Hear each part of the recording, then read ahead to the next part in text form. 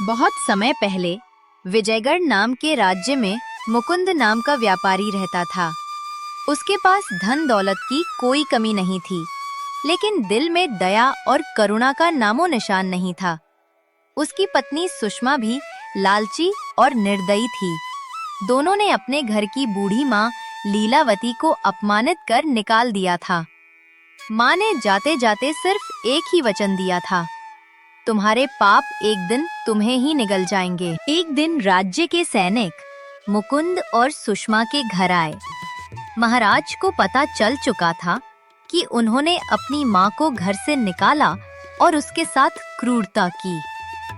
दोनों डरकर रातों रात गांव छोड़ भाग निकले।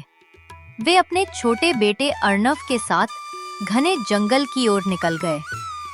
सैनिक लौटकर महाराज से बोले, महाराज, ये दोनों गांव छोड़कर भाग निकले हैं। महाराज ने क्रोध में आदेश दिया, पूरे जंगल और गांव में तलाश करो।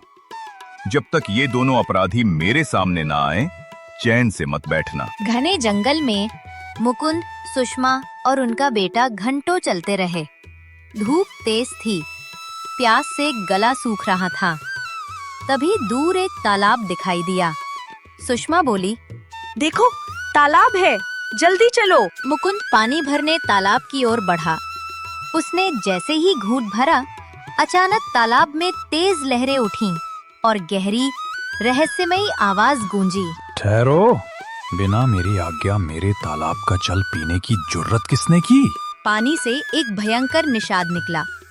आधी रात जैसा काला शरीर, लाल आंखें और डरावनी हंसी। उसने कहा, जो भी इस तालाब का जल बिना अनुमति पिए, उसे दंड भुगतना पड़ता है।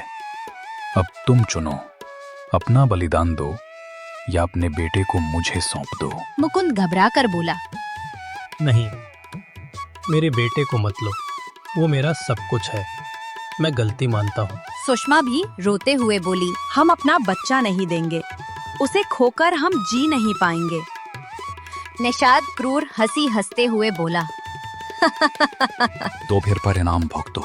उसने जोर से लहरें उठाईं और पल भर में अर्णव को अपनी पकड़ में लेकर तालाब के भीतर खींच लिया। नहीं, मेरा बच्चा! मुकुंद और सुषमा चीखते रह गए।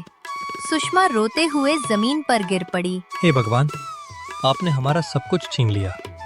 ये हमारे पापों की सजा है।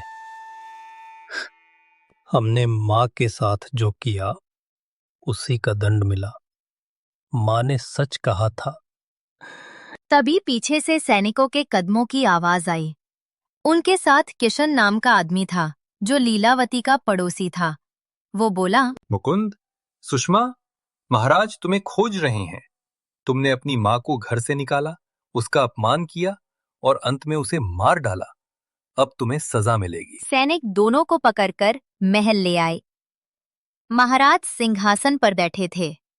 उन्होंने कठोर स्वर में कहा, तुम दोनों ने माँ की ममता को ठुकराया, उसका अपमान किया और उसे मृत्यु की ओर धकेला। आज तुम्हें आजीवन कारावास की सजा दी जाती है। मुकुंद रोते हुए बोला, महाराज, मैं अपनी गलती मानता हूँ। भगवान ने पहले ही मेरा बच्चा छीनकर मुझे सजा दे दी। अब मैं हर पल अपने पापों का प्रायश्चित करूंगा। सैनिक उन्हें कारावास में डाल देते हैं। महाराज जनता की ओर देखकर कहते हैं, जो लोग माता पिता का अपमान करते हैं, उनका अंत हमेशा दुखद और शापित होता है। संतानों को याद रखना चाहिए, माँ बाप ही सच्चा धन है। उनसे बड़ा कोई खजाना नहीं।